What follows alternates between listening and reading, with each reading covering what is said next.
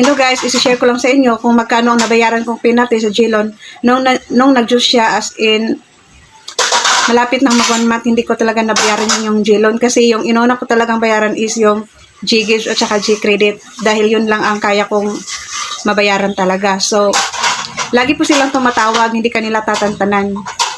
So akala ko maliit lang yung penalty niya, pero nung malapit na mag-month na ako, mga 26 days ata bago yung Joko na naman.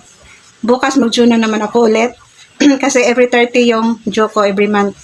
Every 30 ng buwan. So, yung interest ng 2 to 7 yung monthly ko sa Jilon, yung interest niya guys is ano na, yung 2,227 ko, naging 3K na. So, dapat guys, bayaran nyo kaagad kasi sayang yung penalty, sayang yung nabayad kong penalty guys. So, bukas na naman yung Joko na 7,000 at 7,000 and something. Sobrang sad talaga guys dahil hindi ko naman talaga utang to. Nilaw ng ibang tao, nilonan niya yung account ko. So, ako ngayon ang naperwisyo.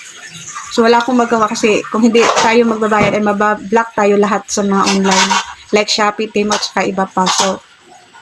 So, need ko talaga bayaran kasi kailangan ko yung Shopee dahil doon ako order ng mga online business ko. So, yun lang guys. Thank you for watching.